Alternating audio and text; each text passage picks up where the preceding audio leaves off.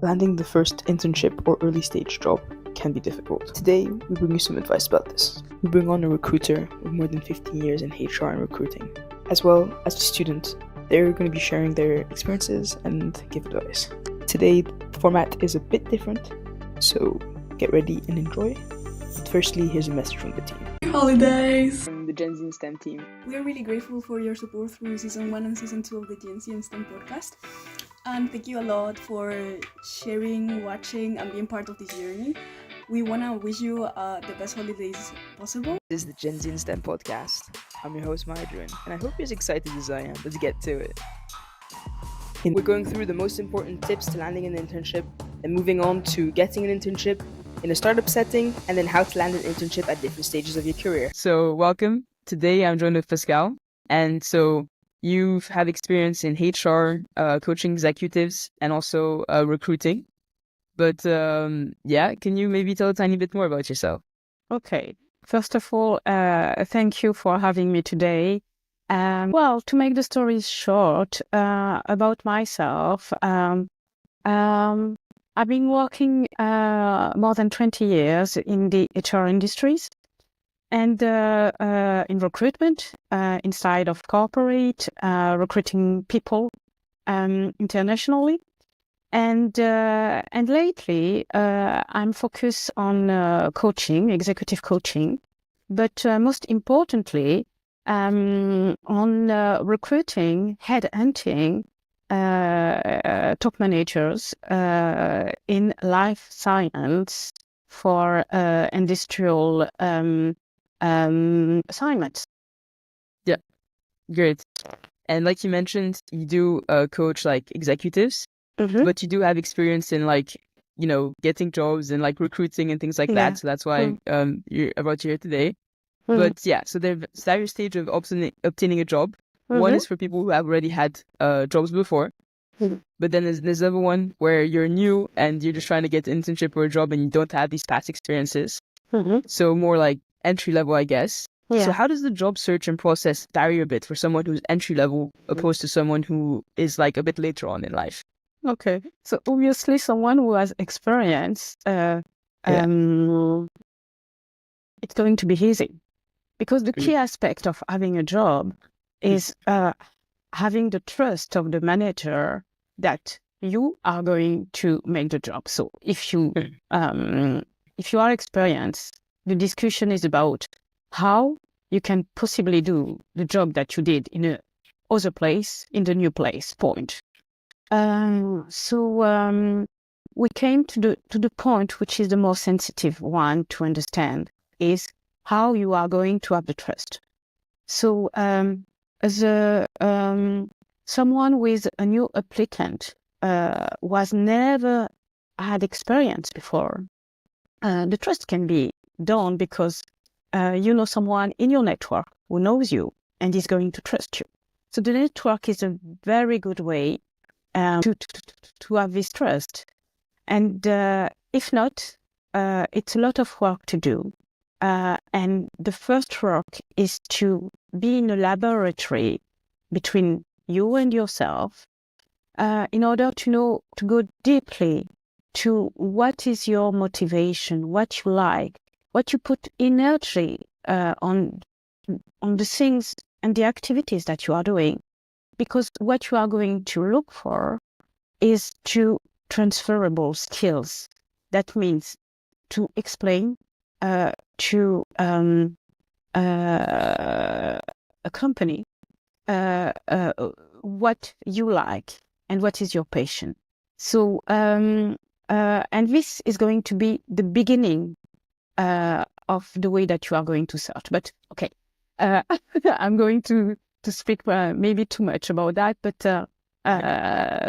maybe we are going to go deeper in that later. Yeah, because these are important bases.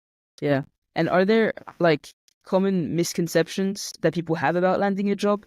Because you did mention networking is important. So what are maybe some misconceptions?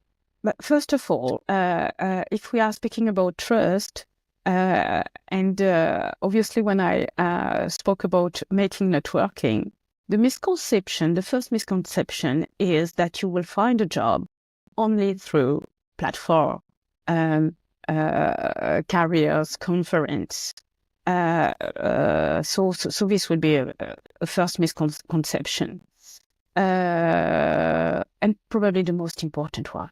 Yeah, that makes sense a lot, because I see people around me too, like going, okay, I'm going to a job fair.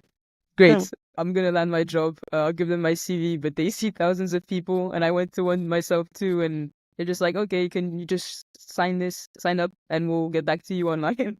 So when you take that out and maybe go a different way, maybe that's necessary.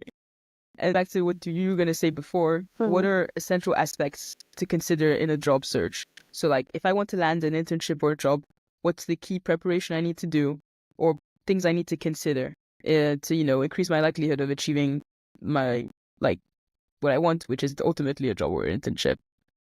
So yes, as I beginning to say, the first is really to know what is your motivation. So now, having said that, it's not the only way. You have to go to the market and to be prepared that this is it's a work like another work to look for a job. Meaning that you have to have your agenda settled and to really balance the time that you are going to look for work and the time that you are going to have your personal activities. You need to make sport, you need to have a social life. And this is important because it's hard to find a job. It took time. It began to took times. You could be really easily demotivated.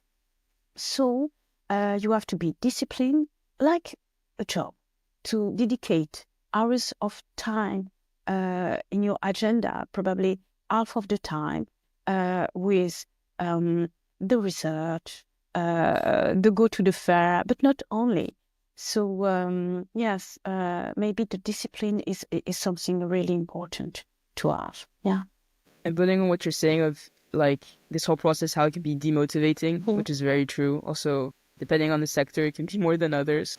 But yeah, so this process can be daunting at times.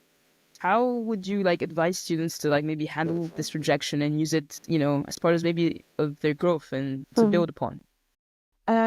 First of all, not to think that it's rejection. For one job, there's so many candidates, no clue about how there was a candidates, and no clue at all about what is inside this manager and what is assessing at the end of the day. You don't know the culture of the company, the story. So you don't have a lot, actually. But I would recommend first, after each interview, to kind of asking oneself what I've been doing right, what I've been doing wrong, but not to be like over-judging. I mean, just to have these facts and to take all this information as an indicator of where you are in the path to the success. So a rejection is not a rejection. It's just an information to take and to analyze in order to strengthen the next path, the next step. Sorry. Yeah. And have you seen like, because of course you're job searching and then it comes to interviews and things like that. Have you seen like some key mistakes that candidates make in general in interviews, and is there any way to avoid them? Okay, there's plenty written on that, but to me, the major mistake is a lack of authenticity, meaning that one would be overprepared and wanted to act what is the ideal candidate. And at the end of the day, we don't need action. What you need is to really know the company, to really understand the culture, to explain how you fit in that culture, how you fit in the technical part, but being authentically being you. And this came interview after interview. That means by analyzing why you've been rejected, you would be more and more you and better. So the more interviews you've got, the better you are, because what will emerge is the real you. And that's what the companies want. Great. Yeah. Okay. And I want to quickly connect to, so in this episode, we have two other like undergraduate students who also have shared their experience in their internships. And so both of them have different approaches, but I want just to know what you think about and what is proactive job searching. Okay. So in a job search, in this calendar, in this agenda that you got when you make a disciplined time and you dedicate time for looking for a job, you have to make muscle. Muscles for me is to answer to some job ads, to answer to some demands that are already written or asked by the companies. So this is not active, it's just answering. Proactive is really different. It's when you come to the really you, what you want, is that you are going to, like a hunter, that you are going to look. Where is the company was the same environment that you want, is doing or having an activity which makes sense to you. And so being proactive is to go for having interviews or a meeting with people in the network, or the student, teacher, professional, who are going to give you information about what is the right environment for your project. So it's really different. It takes time, but generally it ends for with job that you are really happy to do on the day-to-day, because the beginning was you. So in your job search, there's two aspects. The one which is more passive and is the answering, and the second one with active. Yeah, super interesting that these come together, and yeah, thank you for like clarifying the difference. Yeah, lastly, do you have any like piece of advice for anyone trying to like job search or find a job or internship? Okay. No, I think that just to understand that it could be really, really hard. There's a lot of selection. It's a competition market where you cannot just be good, and you really to find some help. Could it be in the university? Could it be with some professional to exchange and share all along this path? Because it's not easy. Yeah. Okay. Thank you so much for coming and sharing your knowledge today. You're welcome. So first of all, could you give us an introduction on who you are and what you study? Of course. Hi, I'm Dina Karmous. I'm 23 years old and I'm Tunisian from North Africa. I'm currently in my fourth year of electrical electronics engineering in Turkey. Nice. And so today we're going to be talking all about sort of like landing an internship. And well, this is something you did during quite recently. Yes. But before I go into that, first, can you maybe tell us a tiny bit how you got into like studying electrical and electronics engineering? Well, of course, since I was 13, I took technology class in middle school and I loved it so much that I decided that in my third year of high school, I will choose technology. So in my third year of high school, we had the mechanical engineering class and electrical engineering class, which I enjoyed very, very much. At first, I was leaning more towards the mechanical part, but it had too much physics for my liking. So then I started to enjoy the electrical side more. I grew so fond of it. So here I am. Nice. Okay. So now back to the internship part. Your approach was quite unique. And so before I wanna start off. So when you decided to do an internship, can you maybe tell us like what you were searching for, like the field, and if there was any specific type of like organization you were searching for? For my internship, I was searching for anything biomedical engineering. Mostly in biomedical engineering, you're either coding, making something, you're a research and development engineer, or you're fixing something in an actual hospital. So I was looking for biomedical engineering companies, and I found quite a few. And I was interested in Cardinero because it's in my city and it looked nice. It's a startup actually. So uh, that's where I applied. I applied to quite a few. I got accepted, but I preferred this one. Yeah. And so while you're doing your research, like what type of industries and companies like existed out there? Like what was your approach? And also you stated that you like there was quite a few. Quite a few, like how many, and like did it take a lot of time? Was it a quick process? It was not a quick process. I got accepted into like 4, so 5 in total. And I started applying since March, and I did my internship in July. And March is quite early to start, but I was looking through the website of my university is Gazi, and there's another university here, Otu. I was looking through their Technopark websites to see the companies that are there, the startups, the companies. And I found a few. Then I looked through their websites, their LinkedIns to see if they're active or not, if they're what I'm looking for, and applied to about 8, and I got accepted into 5. So Wow. yeah, That's quite amazing. That's like a pretty high success rate, I would say. thank you. Okay. And so then also, would you want to share the story of how like you ended up landing your job at the startup? Yes. Actually, they were not hiring at the time. They were not looking for interns. So I looked through their LinkedIn and I scoured through it.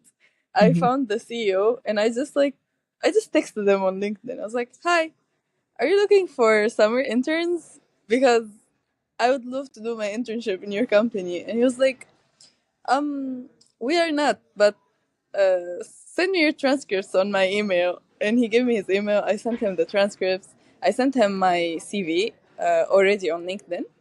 And then we just agreed upon my preferred time and my preferred field. And then actually, when I went there, I found out that they're not supposed to accept second year students. Like the engineer who was monitoring me, he was like, "Oh, fourth year is gonna be tough," and I was like, "No, it's third year actually." And he's like, "Huh? Are you a second year student?" And I was like, "Yes." He's like, "We don't accept second year students. You're supposed to struggle with this stuff," which made me feel like proud of myself. And he was like, "Why did you accept her? Did you know she was a second year student?" He was like, "Yeah, she was an exception. She actually she reached out. So, and it felt nice. So please do more like cold texting. Just text." Yeah. Yeah. And I love that because like, well, it kind of takes guts because Yeah. no one really tells you necessarily how to do it. And I love that you reached out and like, and then it worked out for you. Yeah, thank you. And sometimes it feels embarrassing, but like, what is True. embarrassing? Yeah. Yeah. Yeah. Fair. And also, so based on your experience, do you have any advice for students who are looking for internships or jobs? Yes. Always, always start early. You are never too ready. Like you don't always know what you want. You might say, "Oh, I wanna do it in controls, or I wanna do in telecommunications." Okay, but telecommunications and controls and whatever, they have more to them. You're gonna find like 4 to 5 sections that you have to choose from. You're gonna find so many companies and so many people applying who are probably more prepared. So you have to start looking early, filter them out, make a little Google Docs document, and just filter them out. Like, what do I want? This is a possibility. This is for sure. This is a no. And just scour through the internet, Glassdoor, LinkedIn, Indeed, all of them, and have your possibilities even to check when do the applications open for this company? Because some companies open in April, just like some companies open in June. So you won't be doing all your applications in 1 month. You have to get behind it and plan it thoroughly. And sometimes it just works out by luck. Sometimes it's thanks to your planning. Most times it's thanks to the planning. And text, email, call, text. Find the HR employee on LinkedIn. Find the CEO. Email them. Text them. Just do it. Just do it. Yeah, love that. Okay. And okay, final point is that so you're from Tunisia and you're studying in Turkey. So Yeah. you also wanted your internship in Turkey. Mm-hmm. Do you think there's any challenges or different sort of like opportunities for like local versus like international students? Actually, I do. Local students, they have more knowledge and like, oh, these companies are national, so they accept only like Turks. Or these company, I know this company, like they know what's around, but you actually have to Google stuff. You have to look for stuff, and also sometimes they can just apply thanks to the help of a dad's friend, a professor they like, that type of stuff. So it's a little different. However, for my internship, um, there wasn't much of a difficulty in language, for example, because even though I spoke Turkish, they were more than glad to speak English with me, and they were happy to have like a foreigner aboard, you know. So I think if you just reach out and take it, it's yours. Doesn't Wow, matter. Coding is coding. Engineering is engineering, no matter the language. If they can't explain something, they're gonna explain it using Google Translate and period. That's it. love that. Okay. Well, thank you so much for your advice and also your perspective on how you got your internship. Thank you. I'll see you. So first of all, can you quickly like introduce yourself and what you study? Sure. Hi. My name is Michelle Vaculik, and I am currently a master's student at UC San Diego. I'm studying neurobiology, and my current research focuses on Parkinson's disease, where I work with a mouse model using rotenone. Nice. And what like first sparked your interest into studying this? Like anything to do with like yeah, the brain and disease? Yeah, sure. So I think that my interest in neurobiology started when I was in high school, and I took AP biology and AP psych at the same time, and I really saw the connections, and I was really interested in how our brain can control how we interact with the world, our personality. But I was also particularly interested in diseases and disorders where things could go wrong, and how the biology of our brain can really impact and change us in very negative ways. For example, in Parkinson's disease. But personally,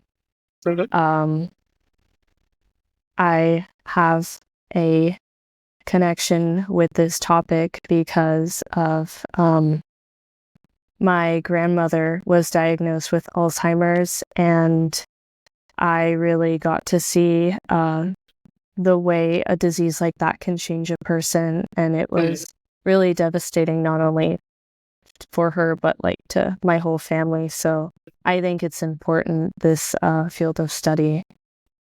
Yeah, no, definitely. That's great that you're like pursuing it. But so then also, so you've done a few like internships, research internships, and internships in the field. So I mean, I can list them like vegan therapeutics, behavioral pharma, and like a few others. So when you decided to like pursue these internships, what were you looking for in terms of like the type of work and learning opportunities?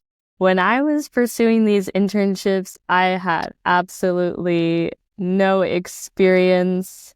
I hadn't even taken a college biology class, not even a biology lab class. So I was really just looking for practical experience, trying to see if this field is really for me. And yeah. And what was your approach to like finding these internships? Was there specific like resources or coaches that you had? Sure. I did not use any of the typical resources like career fairs or events. I think what I did was I just Googled research internships San Diego and I just applied to whatever popped up.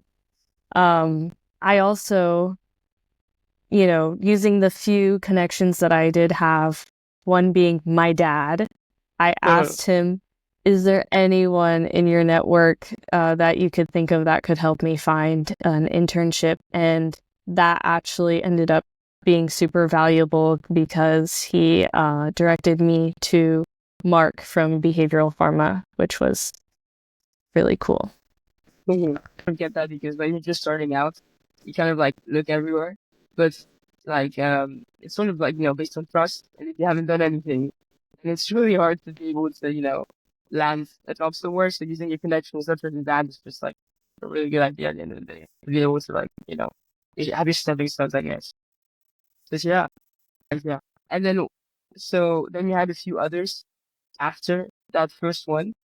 Can you tell us a bit like how that happens, and then if you ever had like an interview, and if so, how the interview process went? Sure. So I actually, the first summer that I was pursuing internships, I got 2 at the same time, which was super crazy, super lucky. My approach was just focusing on my strength, which was enthusiasm and strong interest for learning.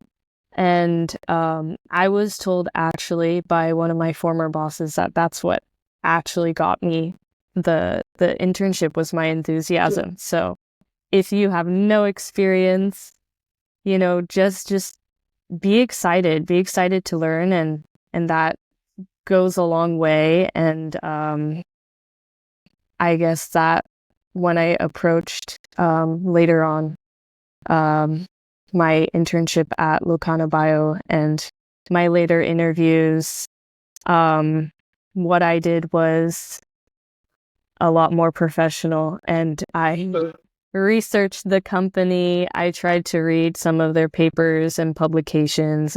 I would have all these notes set up and questions for whoever was interviewing me. And I think having a good knowledge base and shows a good interest in the company and made me a lot more confident in approaching these scary, super fancy biotech people as a college student.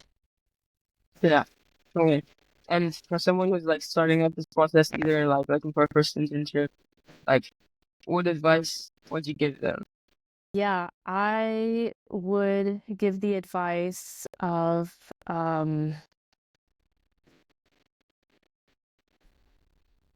not giving up in the face of rejection. I think that if you look hard enough, that you will always find an opportunity for yourself, and also finding a human connection to the person who is interviewing you is going to make you stand out. It's going to make the conversation flow better.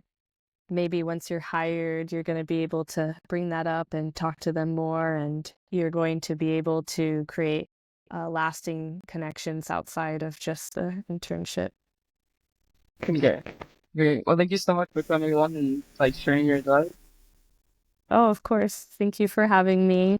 Thank you for listening. If you enjoyed the episode, please share it with friends and family, and consider giving us a follow or rating on your favorite platform. We'll be back soon to bring more inspiration to your Monday.